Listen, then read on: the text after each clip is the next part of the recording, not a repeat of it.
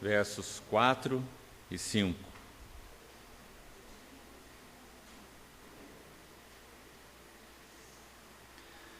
Chegando-vos para ele, a pedra que vive, rejeitada sim pelos homens, mas para com Deus eleita e preciosa. Também vós mesmos, como pedras que vivem, sois edificados casa espiritual, para serdes sacerdócio santo, a fim de oferecerdes sacrifícios espirituais, agradáveis a Deus, por intermédio de Jesus Cristo. Esses dias todos, então, temos destacado essa frase: sois edificados casa espiritual. Vamos mais uma vez orar ao Senhor e pedir a sua provisão para esse tempo. Senhor, confiadamente nós nos reunimos debaixo do Teu nome. Confiadamente nós levantamos nossos olhos para Ti. E nós esperamos do Senhor toda a provisão para esse tempo de compartilhar, de abertura da Tua palavra. Nos ajuda, nos ilumina, nos fortalece, concede tudo o que precisamos para termos um verdadeiro entendimento espiritual dos Teus assuntos, da Tua palavra. Nós te pedimos toda essa habilitação pelo Teu Espírito. Em nome do Senhor Jesus. Amém. Irmãos, nós temos compartilhado que essa expressão, sois edificados casa espiritual, ela tem um conteúdo que abrange, claro, toda a Bíblia. Desde Gênesis, como vimos, 28, o sonho de Jacó, esta é a casa de Deus, a porta dos céus, até Apocalipse capítulo 22, quando nós vemos aquela cidade de Deus, finalmente edificada, que tem a glória de Deus, cujo cordeiro é a sua lâmpada, que não precisa do sol para lhe dar claridade, porque a glória de Deus a iluminou. Então o assunto da casa de Deus, ele permeia toda a Bíblia. Mas para esse tempo em que estamos gastando aqui juntos, nós destacamos dois pontos principais. O primeiro, usamos 2 períodos para isso: o que é a casa de Deus? Cristo, em primeiro lugar, a igreja com Cristo e em Cristo, consequentemente. E depois nós entramos num terreno mais aplicado, o como a casa de Deus é edificada. Então nós vimos algo sobre o fundamento primário, que é o chegando-vos para Ele. Que quando o Senhor chamou os seus discípulos, Ele chamou para estarem com Ele, e chamou para junto dEle. Então, se esse foco na própria pessoa do Senhor não é todo consumidor, não é todo atraente para nós, a casa de Deus não pode ser edificada. Porque a casa de Deus não é edificada com nenhuma técnica, mas a casa de Deus é uma realidade espiritual que só pode ser edificada com aquele que é a realidade espiritual, o próprio Senhor Jesus. Então, esse é o fundamento de tudo. Depois nós falamos um pouco sobre uma pedra fundamental na casa de Deus: amai-vos uns aos outros, porque é nisto que conhecerão todos que sois meus, os meus discípulos, se tiverdes amor uns para com os outros. Então essa é uma pedra fundamental da casa de Deus. É sobre o amor que tudo mais é edificado. Ainda que eu fale línguas de homens e de anjos, se eu não tiver amor, nada serei. Serei como um símbolo que soa, um símbolo que retine. Ainda que eu entregue meu próprio corpo para ser queimado, ainda que eu tenha tamanha fé ao ponto de transportar montes, se eu não tiver amor, nada serei. Então esse é o fundamento da casa de Deus: amai-vos uns aos outros. Depois nós andamos um pouco mais sobre o terreno de 1 Coríntios 12 e Efésios 4, resumidamente, procurando ver algo do corpo de Cristo como casa de Deus. Porque, na verdade, a casa de Deus tem 3 grandes aspectos. Em primeiro lugar, a casa de Deus é família de Deus. E essa é a ênfase especial de João.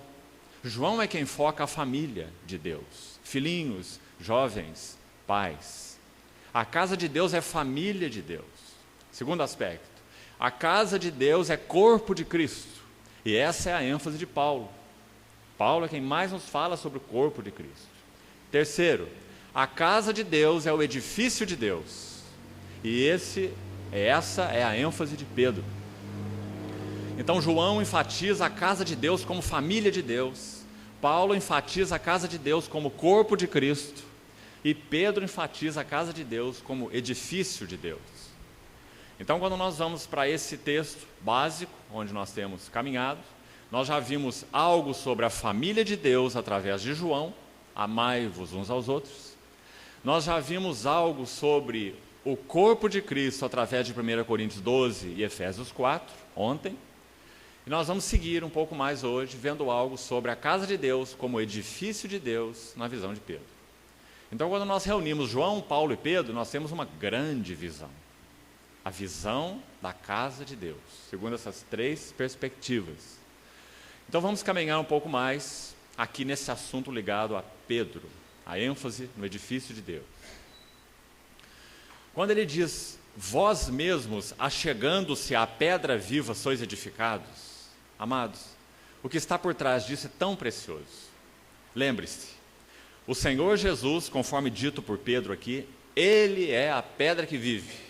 Chegando-vos para Ele, a pedra, a rocha, a pedra que vive.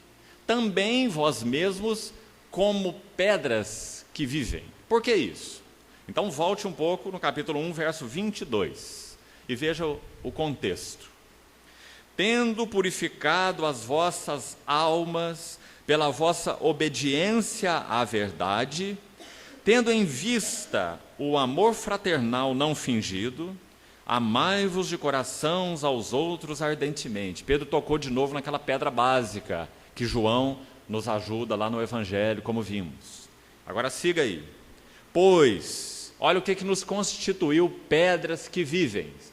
É o verso 23. Pois, fostes regenerados. Quando que nós fomos regenerados? Quando nós fomos achegados à pedra que vive. Pois fostes regenerados, uma nova natureza, uma nova vida, um novo nascimento. Fostes regenerados, não de semente corruptível, mas de incorruptível, mediante, através da palavra de Deus, a qual vive e é permanente. Você viu a ênfase? A palavra de Deus, a qual vive e é permanente. Então nós fomos regenerados quando nós fomos achegados à pedra que vive. E quando nós fomos achegados à pedra que vive, nós nos tornamos pedras que vivem. Agora lembre-se, quem está escrevendo isso é Pedro. E vamos nos lembrar da experiência dele. Se você quiser acompanhar, abra sua Bíblia em João capítulo 1, a partir do verso 29. Quando João Batista aponta para o Senhor Jesus às margens do Jordão e diz, eis o Cordeiro de Deus.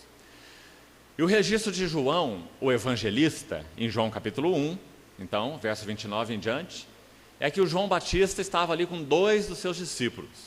E quando ele aponta o seu dedo e diz, eis o Cordeiro de Deus, ele já perde 2 discípulos. Não é maravilhoso?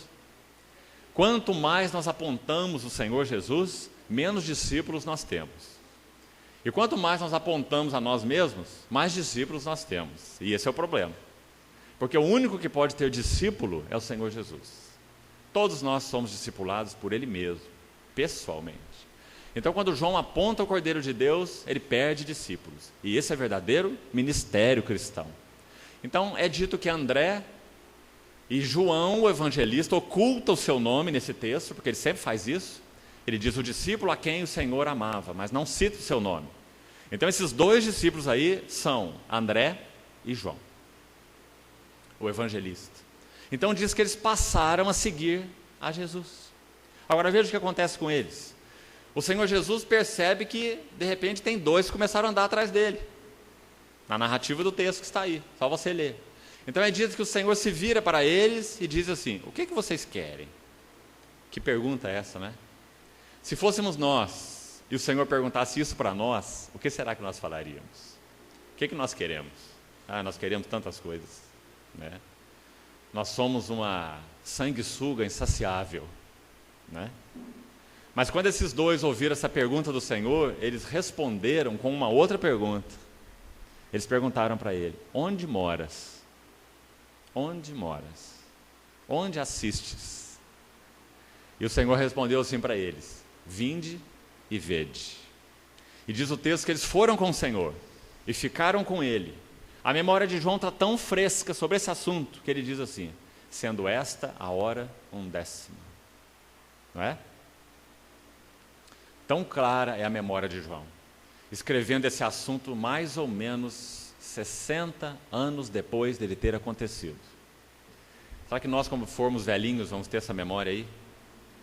Porque onde há amor, há memória. Então João escreveu esse evangelho com mais de 90 anos de idade, mas a sua memória era tão viva, porque eram memórias de amor. Então ele seguiu o Senhor junto com Pedro e foram até onde o Senhor assistia, junto com André. Agora algo acontece aí na sequência da narrativa. André vai buscar o seu irmão, porque eles encontraram a pedra que vive. Então André vai buscar o seu irmão Simão, e diz que André leva o Simão para a pedra que vive. Interessante, irmãos. Nós achamos que é a sede que encontra a fonte, mas na verdade é a fonte que encontra a sede. Quando o Senhor Jesus estava naquele poço de Samaria, você se lembra? Aquela mulher ia buscar água ali todo dia, e naquela ocasião o Senhor esperou por ela ali na fonte. A fonte estava preparada para encontrar a sede. Quando a sede chegou, ali estava a fonte. Da mesma maneira o Senhor vai usar Pedro, nós vamos ver depois, nessa mesma linha. Então aqui está o nosso Senhor, a fonte, e Pedro é achegado a ele. Então quando o Senhor Jesus olha para Pedro, ele diz duas coisas, observe isso. Ele diz assim: tu és Simão. A palavra Simão significa instável, como uma areia movediça. E nós sabemos que esse é o Simão, não é? É só você ler os evangelhos e você vê que esse é o Simão, aquele instável, aquele inconstante. Mas o Senhor diz uma outra frase lá no final desse texto de João capítulo 1, lá pelo verso 36, ele diz assim: tu és Simão, e tu serás chamado Cefas. E aí há uma explicação aí, que quer dizer Pedro. Na verdade a palavra no original é Petros. O que o Senhor falou foi assim: tu és Simão, tu serás chamado Cefas, que quer dizer uma pedra. Então você vê o que Pedro escreve na sua epístola?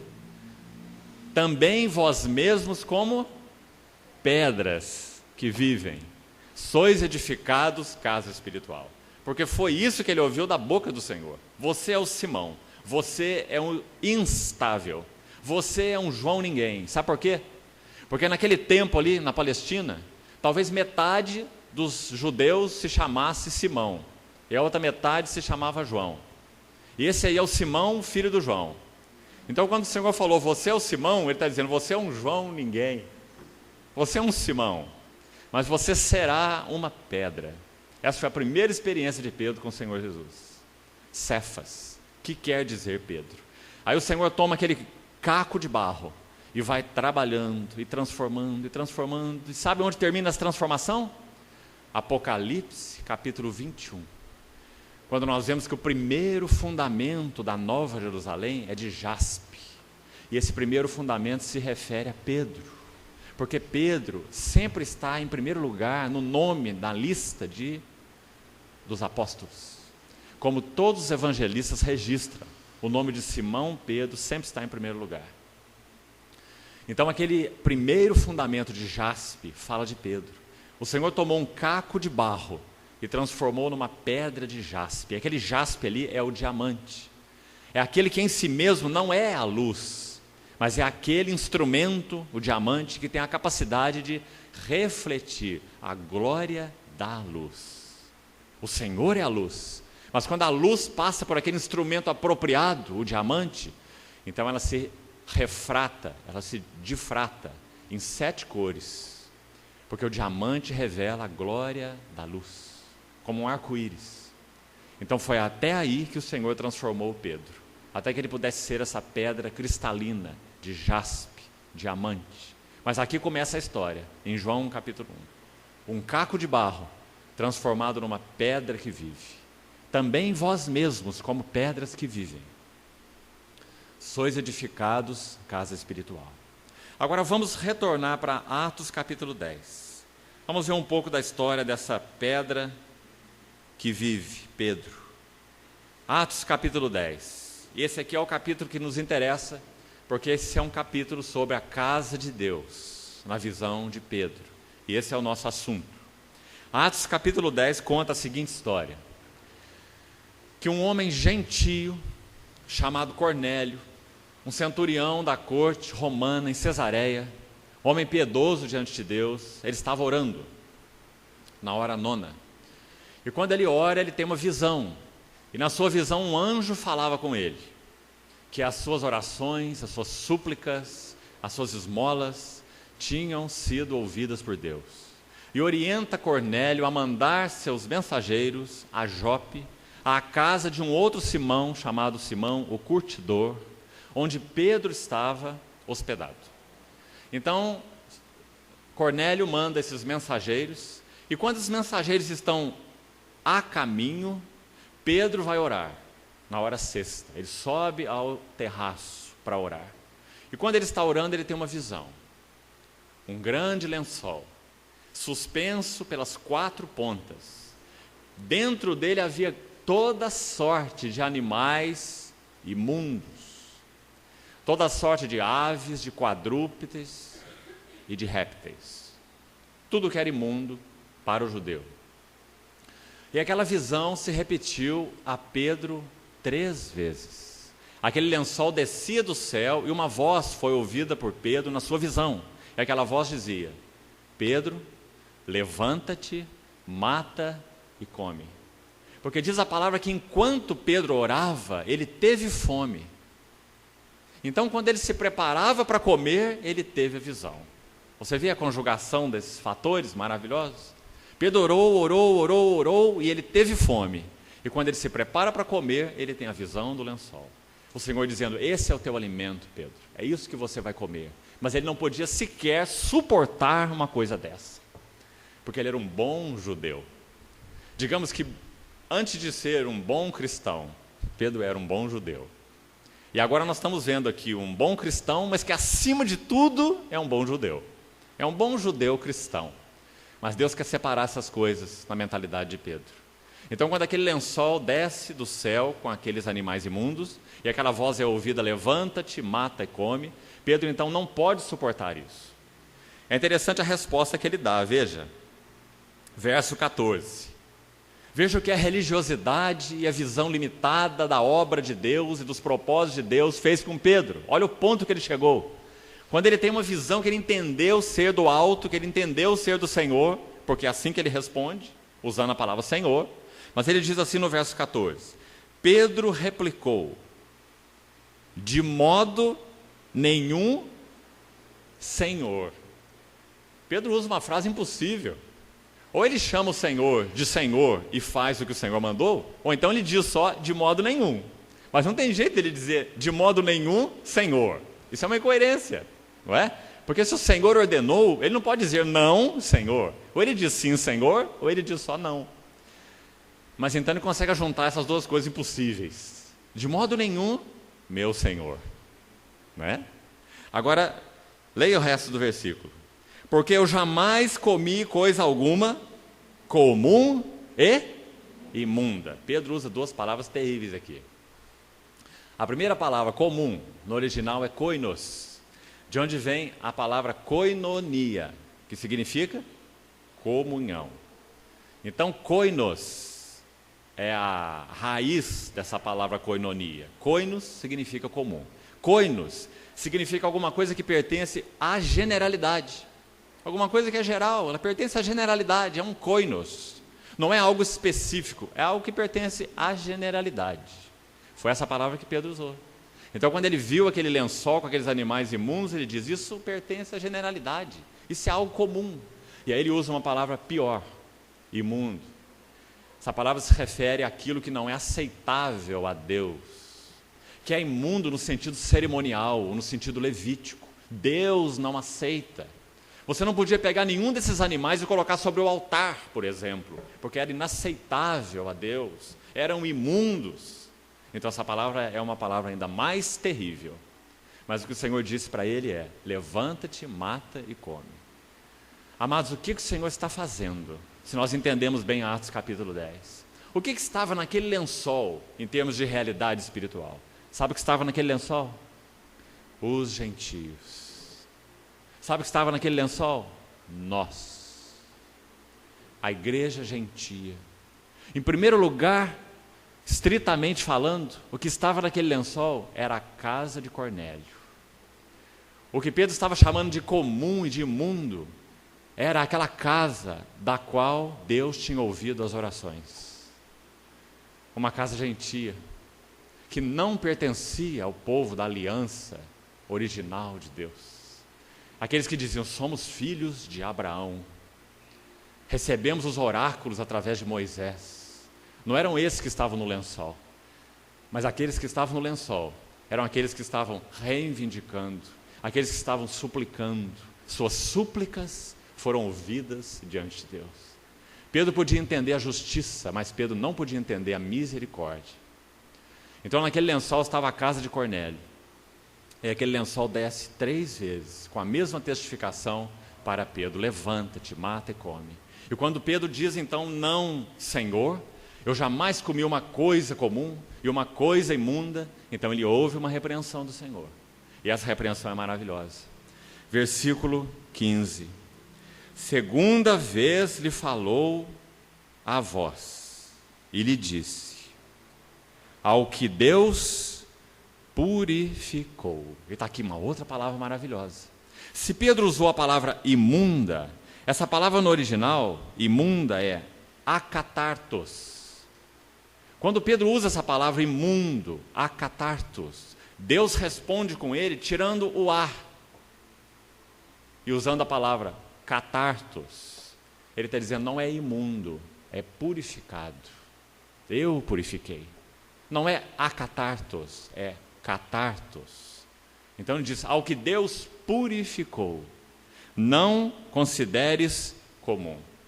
Usando então de novo a palavra koinos, pertencente à generalidade. Que coisa preciosa é essa? O Senhor está como que dizendo para Pedro que ele iria estender os privilégios da graça e o chamado da graça, sim, aos gentios. E não é por uma concessão temporal, como Paulo vai nos ajudar lá em Efésios capítulo 3, ele vai nos dizer que esse propósito é um propósito eterno de Deus, que ele não teria aliança apenas com uma raça, mas ele faria a sua aliança com os seus eleitos de toda tribo, língua, povo e nação. Judeus e gentios, membros de um só corpo. Efésios capítulo 3. Co-herdeiros da promessa em Cristo Jesus. Mas Pedro não podia sequer imaginar uma coisa dessa. Então, irmãos, que ato magnífico da graça eletiva, soberana de Deus, levando Pedro, esse instrumento tão especial de Deus, da igreja em Jerusalém, esse apóstolo de Deus, a ter essa compreensão tão impossível para ele, que o Senhor iria reunir judeus e gentios em uma só casa espiritual. Agora, sabe o que acontece na epístola dele? Depois de anos mais tarde, quando ele escreve a sua epístola, ele usa de novo a mesma palavra, catartos, purificou, no versículo que nós acabamos de ler em 1 Pedro. 1 Pedro 1, 22. Tendo, pois, purificado. Foi a palavra que ele ouviu do Senhor, catartos. Porque o Senhor disse para eles, eu purifiquei, para ele, eu purifiquei, não considere comum ou imundo. Então, na sua epístola, ele escreve, tendo, pois, purificado as vossas almas pela vossa obediência à verdade. Fostes regenerados, não de semente corruptível. Mas isso ele escreve na sua epístola lá na frente. Aqui Pedro está num conflito tremendo nessa visão. Então, ele tem essa visão, mas não tem a compreensão dela. Mas o que acontece? Quando Pedro termina essa sua visão, meio que atordoado, atônito, chega até a casa de Simão o curtidor, os mensageiros de Cornélio, e batem na porta. Então eles contam para Pedro a visão de Cornélio. E Pedro então liga uma visão a outra visão. A visão de Cornélio, mandando enviar mensageiros a Pedro em Jope, e a visão do próprio Pedro desse lençol. Quando Pedro reúne essas duas visões, ele vê que aquilo é algo do Senhor, e que ele deve responder ao Senhor e ir à casa de Cornélio. Mas sabe o que acontece lá? Se você continua lendo o texto, ele é muito interessante e muito precioso. Você lê todo o capítulo 10, você vai ver que Pedro chega à casa de Cornélio cheio de reticências. Se você ver quando ele começa a pregar, veja, capítulo 10, versículo 23, o verso 24 diz que no dia imediato ele entrou em Cesareia e Cornélio estava esperando por eles. Veja o que Cornélio fez: tendo reunido os seus parentes e os seus amigos íntimos. Você está vendo aí o lençol? Você está vendo o lençol cheio de aves, cheio de quadrúpedes, cheio de répteis e cheio de animais imundos? Eram Cornélio, seus amigos íntimos e os seus parentes. Aqueles que não eram o povo da aliança de Deus. Então Pedro, quando entra nessa casa, irmão, o judeu nunca entrava na casa de um gentio, em hipótese alguma, porque era uma casa imunda. Então Pedro, por causa da revelação de Deus, ele dá esse passo de entrar na casa de Cornélio. Isso já seria uma afronta para o judaísmo de Pedro. E quando ele entra lá, versículo 25, aconteceu que indo Pedro a entrar, lhe saiu Cornélio ao encontro, e prostrando-se-lhe aos pés, o adorou. O adorou. Cornélio adorando Pedro. Tal a expectativa, tal a ânsia de que ele encontrasse uma relação própria com Deus mesmo. Esse era Cornélio. Versículo 27. 26.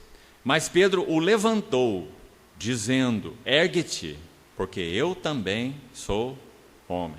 Claro, Pedro não recebeu aquela adoração, é claro, né? O que seria um absurdo completo. Falando com ele, entrou, encontrando muitos reunidos ali, a quem se dirigiu dizendo: vós bem sabeis que é proibido a um judeu ajuntar-se ou mesmo aproximar-se a alguém de outra raça. Você viu como ele deixa isso claro? Você vê como Pedro está atônito? Você vê como Pedro está confuso? Irmão, quando ele começa a pregar, essa é a primeira coisa que ele fala. Ele não está falando do evangelho, nem da graça, nem da soberania de Deus, na salvação. Ele está falando sobre o judaísmo dele. Mas Deus me demonstrou que a nenhum homem considerasse comum ou imundo, as mesmas palavras que ele ouviu do Senhor, koinos e akatartos. Por isso, uma vez chamado, vim sem vacilar. Pergunto, pois, por que razão me mandaste chamar? Respondeu-lhe Cornélio: faz hoje 4 dias que por volta desta hora eu estava observando em minha casa a hora 9ª de oração, e eis que se apresentou diante de mim um varão de vestes resplandecentes e disse: Cornélio, a tua oração foi ouvida e as tuas esmolas lembradas na presença de Deus. Manda, pois, alguém a Jope a chamar Simão, por sobrenome Pedro, se acha hospedado em casa de Simão, o curtidor à beira-mar. Portanto, sem demora mandei chamar-te e fizeste bem em vir. Agora, pois, estamos todos aqui, na presença de Deus, prontos para ouvir tudo o que te foi ordenado da parte do Senhor. Esse é Cornélio. Agora, escute de novo Pedro. Então falou Pedro dizendo: reconheço por verdade que Deus não faz acepção de pessoas. Pelo contrário, em qualquer nação, aquele que o teme e faz o que é justo, lhe é aceitável. Agora perceba quanta ênfase ele vai colocar no fato de que Deus está unido à nação de Israel. Olha a dificuldade de Pedro. Esta é a palavra que Deus enviou a quem? Aos filhos de Israel. Ou seja, Cornélio está de fora, né? Esta é a palavra que Deus enviou aos filhos de Israel, anunciando-lhes o evangelho da paz, por meio de Jesus Cristo. Este é o Senhor de todos. Vós conheceis a palavra que se divulgou por toda a Judéia, de novo, tendo começado desde a Galiléia, depois do batismo que João pregou. Como Deus ungiu a Jesus de Nazaré com o Espírito Santo e poder, o qual andou por toda parte, fazendo o bem e curando a todos os oprimidos do diabo, porque Deus era com ele. E nós somos testemunhas de tudo que ele fez na terra dos judeus e em Jerusalém, ao qual também tiraram a vida, pendurando-o no madeiro. Verso 40 é o verso-chave. A este Jesus, Deus ressuscitou no terceiro dia. Quando Pedro chega nesse ponto, que é o ápice da pregação, da mensagem apostólica, veja o que acontece. Deus o ressuscitou e concedeu que fosse manifesto não a todo o povo, mas às testemunhas que foram anteriormente escolhidas por Deus, isto é, a nós que comemos e bebemos com ele, depois que ressurgiu dentre os mortos. E nos mandou pregar ao povo e testificar que ele é quem foi constituído por Deus juiz de vivos e de mortos. Dele todos os profetas dão testemunho de que por meio do seu nome, todo que nele crê recebe remissão de pecados. Olha o que acontece no verso 44. Ainda Pedro falava essas coisas, quando caiu o Espírito Santo sobre todos os que ouviam a palavra. E os fiéis que eram da circuncisão, que vieram com Pedro, se você olhar o texto e seguir, você vai ver que eram 6. Com Pedro, 7, os que foram na casa de Cornélio. Então os fiéis que vieram da circuncisão admiraram-se, porque também sobre os gentios foi derramado o dom do Espírito Santo. Que coisa preciosa é essa, irmãos. O Espírito Santo interrompe a mensagem de Pedro. Pedro está pregando e o Espírito Santo como que diz: chega, Pedro, agora eu vou concluir a sua mensagem. Porque enquanto ele falava, o Espírito Santo desceu sobre aqueles que estavam reunidos na casa de Cornélio, encheu aquela casa, batizou a casa de Cornélio em um espírito para dentro de um corpo, como nós vimos ontem. 1 Coríntios 12. Por isso Paulo diz, quer judeus, quer gregos, quer escravos, quer livres. A todos nós foi dado beber de um espírito. Então Pedro apalpa agora a casa espiritual de Deus, constituída não apenas de judeus, mas constituída de judeus e gentios, aqueles que eram considerados comuns e imundos. Então, irmãos, foi dessa maneira que o Senhor usou Pedro para dar uma clareza da casa espiritual de Deus para ele. Agora vamos a mais um texto, ainda no livro de Atos. Vamos voltar no livro de Atos, para Atos capítulo 2. E vamos ver o que acontece aqui no Pentecostes, onde Pedro de novo está envolvido. E algo sobre a casa espiritual de Deus é ainda mais ampliado a nós, e agora num terreno bem prático. Essa casa de Deus constituída aqui a partir do Pentecostes em Jerusalém. É claro, nós andamos para trás, de Atos 10 para Atos 2. Então aqui em Jerusalém ainda não havia gentios. Aqui estavam apenas judeus, judeus piedosos que vieram de diversas nações. 16 nações são citadas aí em Atos 2, que estavam em Jerusalém para o Pentecostes, quando desceu o Espírito Santo, acendendo aquele candeeiro de 120 lâmpadas, o testemunho de Deus. E quando o Senhor levanta Pedro para pregar ali, mais 3.000 se convertem, como registra Atos capítulo 2. Então nós vamos ver o que acontece depois disso, Atos capítulo 2, verso 37 em diante, e aqui nós vamos ficar durante esse período da manhã, com a ajuda do Senhor, até o verso 47. Atos 2, 37 até o final. Ouvindo eles essas coisas, quem pregou aqui? Pedro. Ouvindo eles essas coisas, compungiu-se-lhes o coração e perguntaram a Pedro e aos demais apóstolos, que faremos, irmãos? Essa palavra compungiu também é muito preciosa aqui. O que Pedro está vendo, então lembre-se, por enquanto, dentro do arraial judeu. Só entra o arraial gentio lá na visão de Pedro e a casa de Cornélio, em Atos capítulo 10. Mas sabe o que Pedro está vendo aqui? Que depois que ele proferiu uma simples palavra, um sermão que começa no versículo 14, varões judeus e habitantes de Jerusalém, tomai conhecimento disso e atentai nas minhas palavras. Verso 14, Pedro começa a pregar. Se você lê esse sermão de Pedro sem parar, sabe quanto tempo você leva? 7, 8 minutos. É um sermão de 7, 8 minutos. Sabe qual foi o resultado dele? 3.000 convertidos.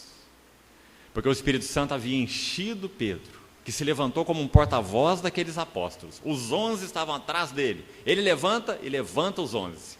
Então Pedro era como um porta-voz. E o Espírito Santo podia, através dele, fluir de uma maneira tão livre, essa unção do Espírito.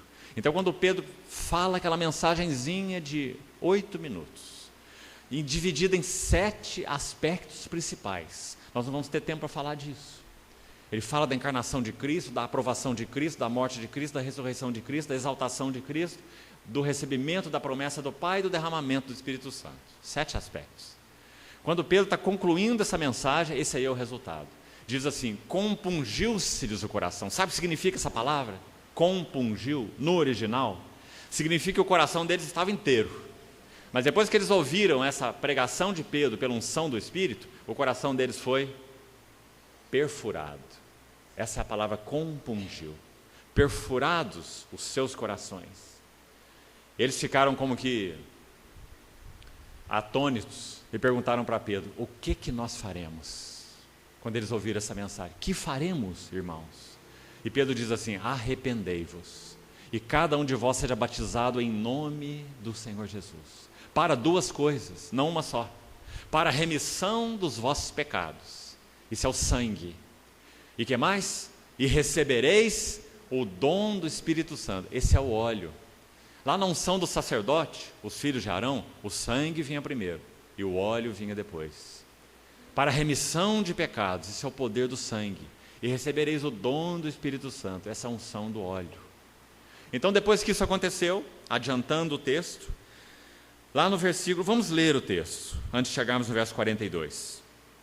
Verso 39, 38 já citamos. Pois para vós outros é a promessa. Que promessa? Qual é essa a promessa? Nós já vimos, é o dom do Espírito Santo. Ezequiel 36, Joel 2, por isso que Pedro cita Joel na sua pregação, porque essa é a promessa. Digamos então que a remissão de pecados é a preparação para essa promessa. O sangue é a preparação para o óleo. O alvo é o óleo, não é? O sangue é o meio para que nós sejamos purificados. Então nós possamos receber a unção do óleo, como nós vimos ontem em 1 Coríntios 12.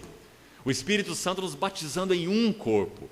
Então hoje Cristo é esse Cristo de muitos membros, o Cristo Jesus, assentado à destra do trono de Deus, cabeça gloriosa da igreja, que voltará para ela, e um corpo de muitos membros aqui na terra, ungidos pelo mesmo Espírito. O mesmo Espírito de Cristo é o Espírito que está na igreja. Por isso nós não podemos viver de outra maneira, senão pelo Espírito. Não podemos encontrar formas de viver a vida cristã, senão pelo Espírito de Cristo, porque é pelo Espírito de Cristo que nós recebemos Cristo, e Cristo é a nossa vida. Andai no Espírito, e jamais satisfareis a cobiça da carne.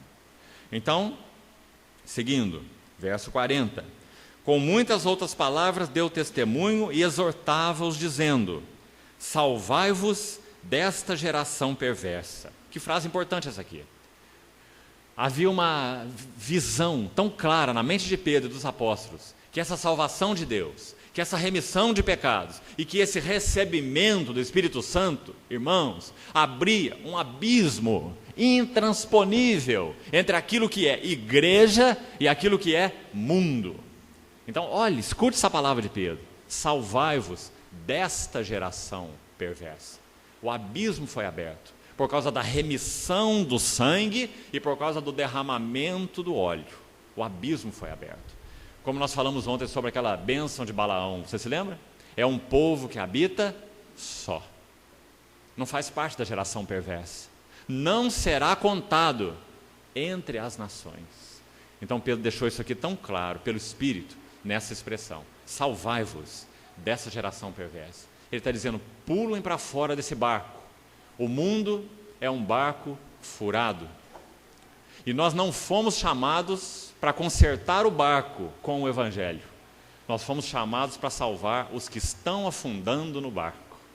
Porque esse barco está afundando irremediavelmente. O Senhor Jesus disse: o mundo está julgado. Não ameis o mundo, e nem as coisas que no mundo há. Porque se alguém amar o mundo, o amor do Pai não está nele. Então Pedro deixou isso tão claro, maravilhosamente claro com essas palavras. Salvai-vos, pula fora desse barco, salvai-vos dessa geração perversa. Continuando. Então os que lhe aceitaram a palavra foram batizados, havendo um acréscimo naquele dia de quase 3.000 pessoas. E agora nós vamos entrar no texto central, para meditarmos um pouco. Como a igreja foi edificada nos seus primórdios, já que esse aqui é o cerne do nosso assunto. Eu edificarei a minha igreja. Sois edificados, casa espiritual. Como a igreja é edificada. É o que temos visto nessa segunda fase. Então vamos agora extrair lições daqui. Como a igreja é edificada. E vamos palavra por palavra do verso 42. Talvez nós comecemos agora e terminemos uma outra sessão. Primeira palavra, verso 42, Atos 2:42. Diz que esses que creram, então agora são 3.120. Diz que eles faziam o quê? E perseveravam. Vamos começar por aqui, essa palavra. Se você abrir sua Bíblia em Lucas 21:19, você vai ver que o nosso Senhor Jesus disse assim para os seus discípulos: é na vossa perseverança que ganhareis as vossas almas. Não é uma questão ali de salvação do espírito, não é uma questão ali de salvação de regeneração. Aqui estão os regenerados, aqueles que já estavam regenerados, não de semente corruptível, mas de semente incorruptível, como Pedro falou, não é? Perseverança, querido irmão e irmã, tem a ver em especial com a salvação das nossas almas. Pedro repete isso na sua epístola, o Pedro mesmo. 1 Pedro 1:9, se você quiser conferir. 1 Pedro 1:9, ele fala assim: obtendo o fim, ou o propósito, ou a consumação da vossa fé. Qual é esse fim da vossa fé? Qual é essa consumação da vossa fé? 1 Pedro 1:9, a salvação das vossas almas. Viu? Quando ele vai falar de regeneração do Espírito, o assunto não está aí em 1 Pedro 1:9, o assunto está lá em 1 Pedro 1:23, quando ele fala fostes, passado, fostes regenerados, novo nascimento, já fomos, fostes regenerados. Mas o verso 9 não é passado, é presente, ou é futuro, mais do que presente, não é? É onde essa salvação da alma vai consumar, o fim da vossa fé, a salvação das vossas almas. Então isso não é regeneração, é mais do que regeneração. É Cristo saturando todo o nosso ser. É Cristo ocupando nossa mente é Cristo. É Cristo ocupando nossos anseios, é Cristo ocupando nossas afeições, é Cristo ocupando nossa vontade, ganhando tudo para Ele. O fim da vossa fé, o alvo da vossa fé, a consumação da vossa fé, a salvação das vossas almas. Compreendeu, irmão? Espírito, alma e corpo. Uma salvação tripartida. Como precisamos compreender isso? Como é importante para nós entendermos o Novo Testamento. Senão nós confundimos tudo. O que é a salvação da alma, o que é a salvação do espírito, colocamos uma pela outra, não é? São duas salvações diferentes. Ou colocado melhor ainda, são duas etapas da mesma salvação, que começa lá no espírito e que avança para dentro da alma, ganhando nossos pensamentos, nossos sentimentos, nossas afeições, nossos desejos. Então, e perseveravam. Abra Tiago agora, por favor. Tiago capítulo 1. Sabe o que Tiago tem a nos dizer sobre perseverança? Tiago capítulo 1. Tiago fala assim: bem-aventurado é o homem que suporta com perseverança a provação. Tiago 1, versos 2 e 3. Bem-aventurado o homem que suporta com perseverança a provação. Depois ele diz assim: a perseverança deve ter a ação completa, para que sejais perfeitos, a palavra aí é maduros, completos, adultos, perfeitos e íntegros, em nada deficientes. Então os irmãos estão vendo por que essa palavrinha no verso 42 de Atos é tão importante? Porque se aqueles irmãos não perseverassem, antes de pensar em doutrina dos apóstolos, antes de pensar em comunhão, antes de pensar no partir do pão e antes de pensar nas orações, vamos pensar na perseverável. Porque é na vossa perseverança que ganhareis as vossas almas. Vamos colocar uma metáfora para nos ajudar a guardar isso, a ideia de perseverança na Bíblia. A perseverança é uma forja. Você já viu como o ferreiro trabalha, não viu? O ferreiro leva aquele ferro que você não consegue entortar. Esses somos nós, não é? Aquele ferro complicado, robusto, duro. Ele leva aquele ferro no fogo. Por isso Tiago diz, bem-aventurado é o homem que suporta com perseverança a provação. Porque sem provação Deus não pode envergar o ferro. Então o ferro é levado no fogo, mas não apenas isso, o ferreiro não faz apenas isso. Ele bate no ferro e ele coloca o ferro na forja. A forja é a perseverança. Então quando o Senhor usa da tribulação nas nossas vidas, e aí tem um se na tribulação nós perseveramos, Ele forja o ferro. Mas se na tribulação nós não perseveramos, então nós só sofremos. Mas em nós não é formado caráter. Porque o caráter não vem apenas pelo sofrimento. O caráter é resultado de sofrimento mais perseverança. Então o Senhor forja o ferro. Então ele diz, o homem que suporta com perseverança a aprovação, depois de ter sido aprovado, receberá a coroa da vida. E essa perseverança deve ter uma ação completa. O resultado? Sejais perfeitos, maduros. Nós vamos sair do berçário espiritual, não é? Nós vamos sair da zona de conforto, do ninho, onde todos cuidam de nós. A igreja não parece isso muitas vezes? O tema de Hebreus é perseverança. E, consequentemente, maturidade. Deixemo-nos levar para o que é perfeito. Não lançando de novo os rudimentos. O tema de Hebreus é progresso. Correndo a carreira que nos está proposta. Olhando para Jesus, autor e consumador. O tema de Hebreus é perseverança que leva à maturidade, ou progresso. Se nós não entendemos esse lugar da perseverança na carreira cristã, nós seremos eternos bebês. E bebê dá muito trabalho, não é? Nós temos que ficar entre nós aí com aquela força-tarefa para trocar as fraldas. Porque a cada hora é um que está sujo, não é? Então a igreja se movimenta nessa força-tarefa. Vão acudir o bebê de cá, e o bebê de lá chorou, é uma madeira para cá, a fraldinha aqui, o outro está com febre, não é? E aquele berçário. Irmãos, Deus ama os seus filhinhos. Ele ama seus filhinhos, eles são seus. Eles foram comprados por Ele. Mas sabe o que Ele deseja na sua casa? Que os filhinhos parem de mamar e comecem a comer alimento mais sólido. Que os filhinhos tirem a fralda e usem calça. Que os filhinhos possam amadurecer e possam ajudar os outros que estão nascendo. Porque uma coisa é ter filhinhos que nasceram. Outra coisa é ter filhinhos retardados, que já nasceram há 20 anos, mas não amadureceram. Não é uma coisa difícil? Falando, irmãos, com todo respeito, diante do Senhor, um anão não é uma coisa muito feia? Não é? Não é muito feio? Porque a idade cronológica avançou. A idade mental também avançou, muitas vezes. Mas o tamanho não avançou. Não é? Não é isso que o Senhor deseja de nós. Para que sejais perfeitos, maduros e íntegros. Íntegros. Que tudo avance junto. Que avance a idade cronológica, que avance a idade mental e, acima de tudo, que avance a idade espiritual. Paulo ora assim pelos colossenses, que eles transbordassem de entendimento espiritual. Entendimento das coisas que concernem ao reino de Deus. Nós somos tão bons nas coisas que concernem os negócios desse mundo. Isso nós somos professores, né? Nós somos formados. Mas nas coisas do reino, nós somos tão anões. Nós não sabemos nada, nem o lugar de nada. Não é assim? Parece que o evangelho para nós é um quebra-cabeça, que nós vamos juntando as peças. Paulo não era assim. Paulo disse para os presbíteros de Éfeso, na ilha de Mileto, em Atos 20, ele disse assim para eles: eu passei no meio de vós 3 anos, e vos preguei o evangelho, e noite e dia exortei com lágrimas a cada um. E eu jamais deixei de vos anunciar todo o conselho de Deus. Olha o que ele disse.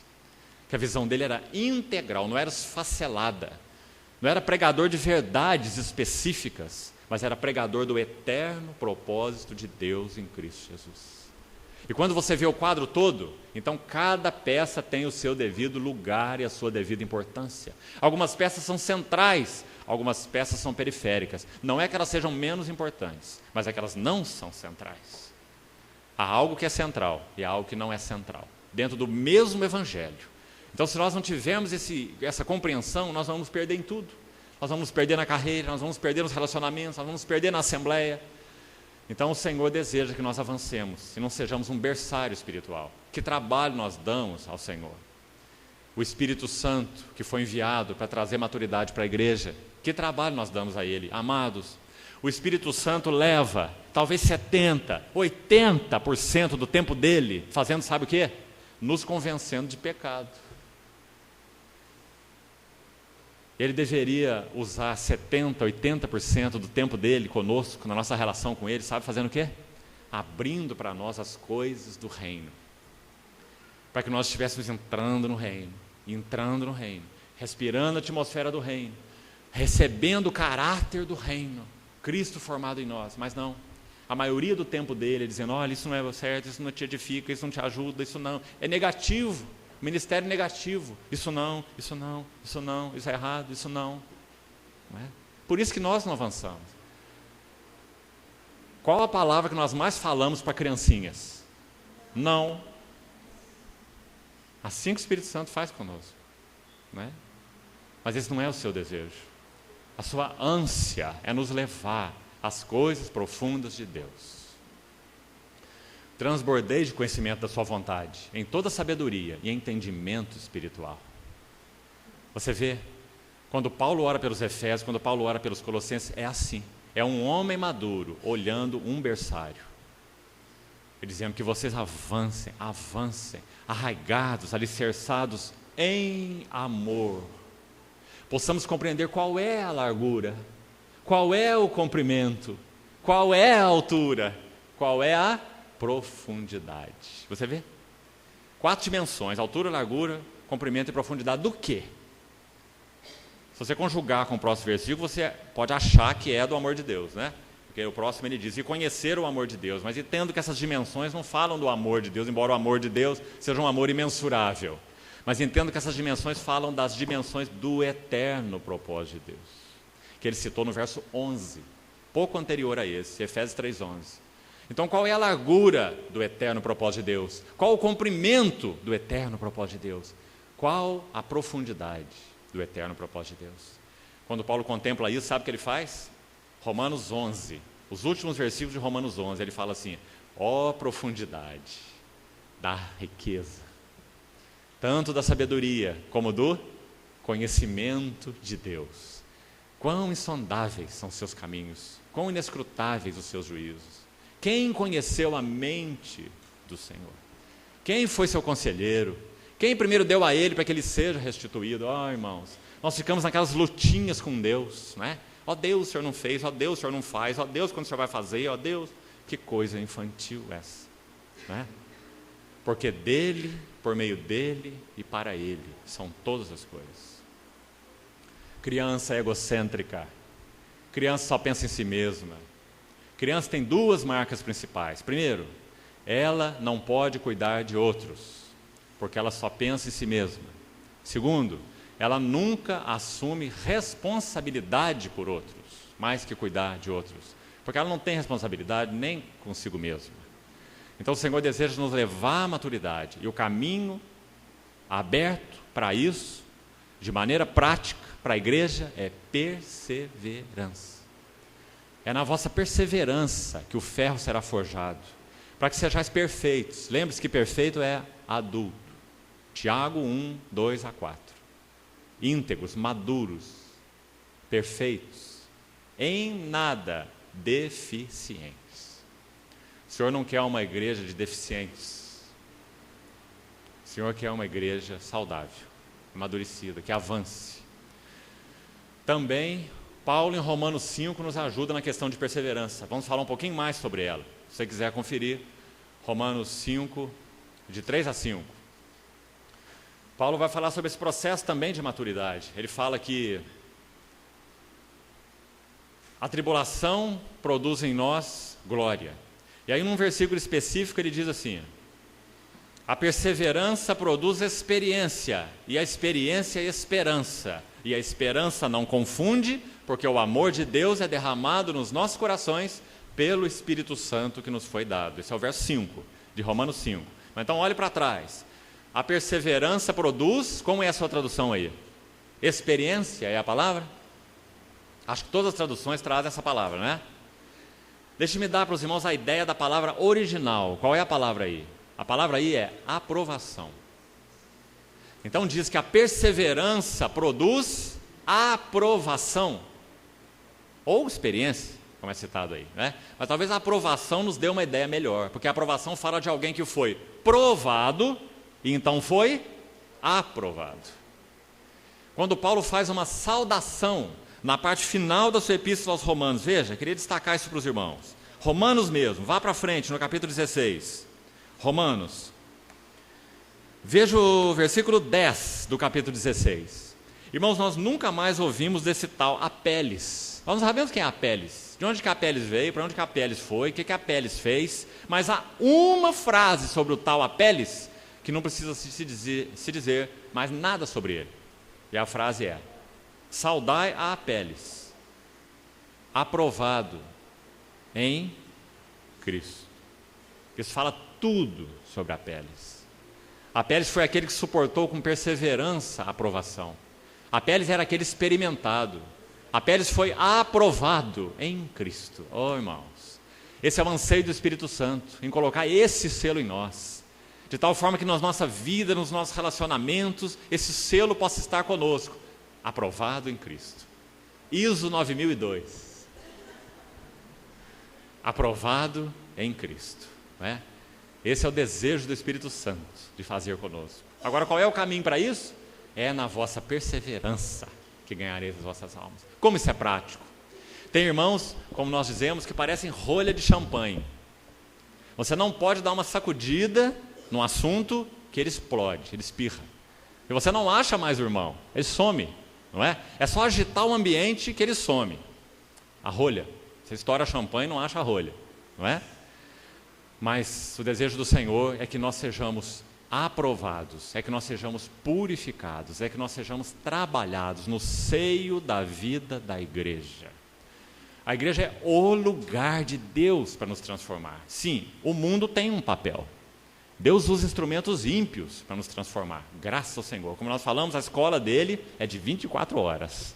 E nós não ficamos 24 horas com os irmãos. Nós passamos algum tempo com os ímpios, né? Graças ao Senhor. Nós podemos ser para eles testemunho e nós podemos receber o trato de Deus através da vida deles, sobre nós. Aparando as arestas da nossa pedra orgulhosa, presunçosa, pontuda, não é? O Senhor usa os ímpios. Então, mas acima de tudo, os tratos de Deus são os tratos na igreja. Ó, irmão, se nós fôssemos escolher pessoas para conviver conosco, talvez nós não teríamos escolhido os que o Senhor escolheu, não é?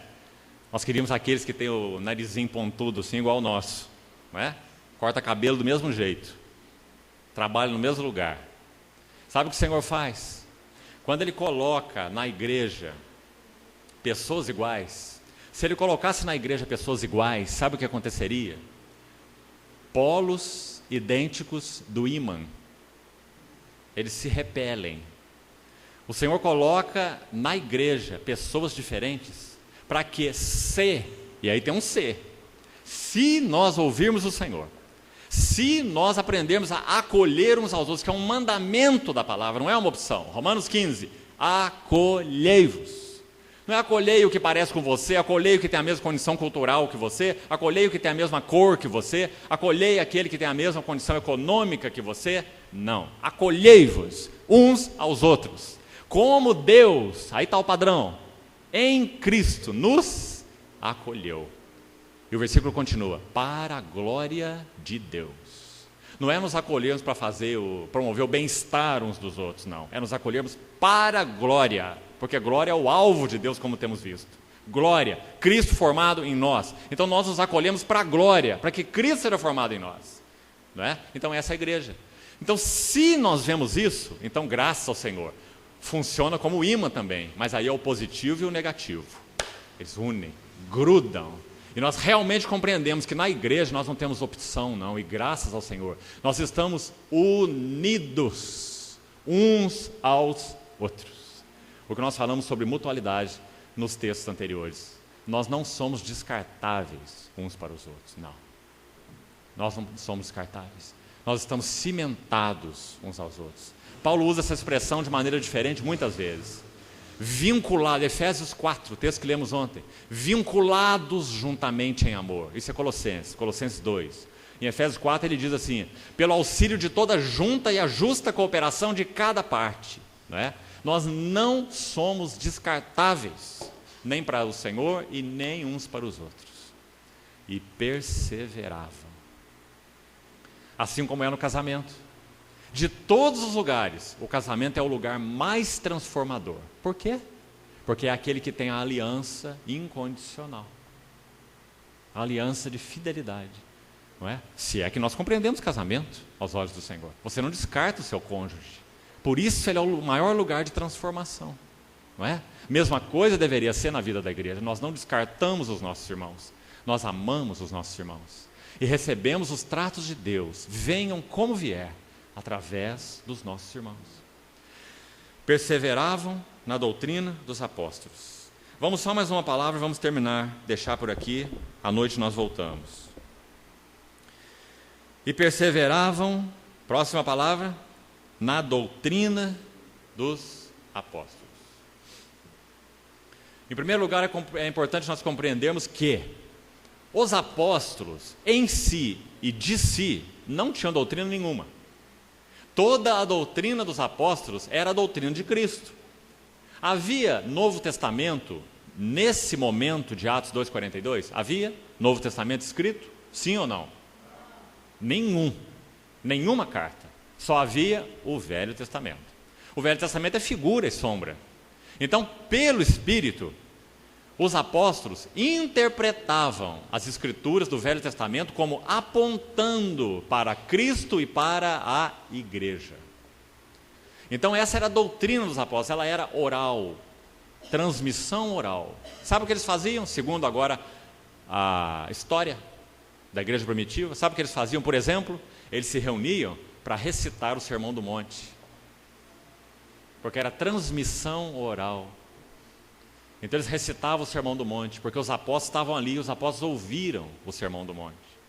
Então eles recitavam, falavam as expressões do Sermão do Monte, uns para os outros. Assim eles se edificavam.